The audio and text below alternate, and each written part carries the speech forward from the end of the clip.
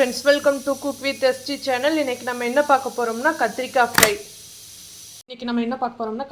அதுக்காக நான் இவ்வளோ கத்திரிக்காய் எடுத்திருக்கேன். இந்த கத்திரிக்காயை வந்து நம்ம இப்போ நீளமாக கட் பண்ணி எடுத்துக்கலாம். இப்போ வந்து நம்ம கத்திரிக்காயை அரிஞ்சு தண்ணியில் போட்டு வச்சுருக்கேன், நீளமாக லேசாக.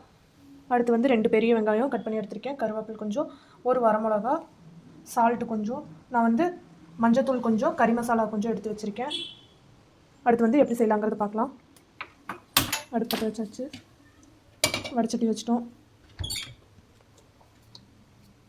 அடுத்து எண்ணெய். இப்போ வந்து நம்ம கொஞ்சம் எண்ணெய் வந்து ஜாஸ்தியாக ஊற்றிக்கலாம்.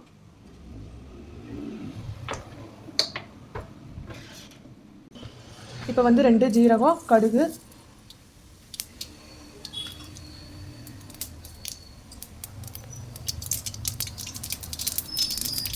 அடுத்து வந்து நம்ம வெங்காய மிளகா,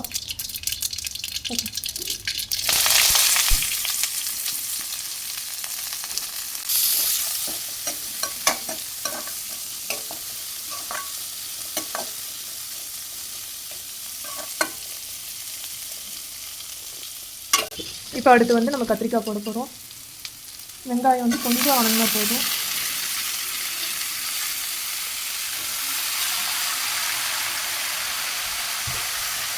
நல்லா பரப்பி வச்சுக்கலாம்.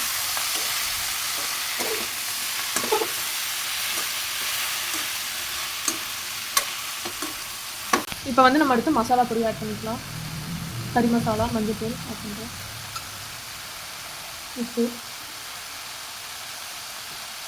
எல்லாம் மிக்ஸ் பண்ணிக்கலாம்.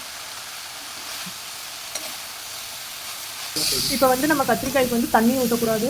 நம்ம மூடி போட்டு கிளறி விட்டு இது பண்ணோம்னா கத்திரிக்காய் வந்து நம்மளுக்கு எண்ணெயிலேயே வணங்கணும். டீ வந்து நம்ம சிம்மிலேயே வச்சு வந்து வணக்கணும்.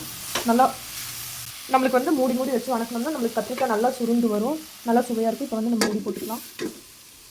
இப்போ வந்து நம்மளுக்கு இந்த அளவுக்கு வணங்கி வந்திருக்கு. இன்னும் நல்லா வந்து நம்மளுக்கு வணங்கி வரணும். இப்போ பாருங்கள், நம்மளுக்கு இந்த அளவுக்கு கத்திரிக்காய் வந்து சுருண்டு வந்திருக்குது. நான் வந்து தேங்காய் பூக்கு பதிலாக இன்றைக்கி நிலக்கடலை வந்து எடுத்து பொடி பண்ணி வச்சுருக்கேன். நிலக்கடலை போட்டு இருக்கோம்.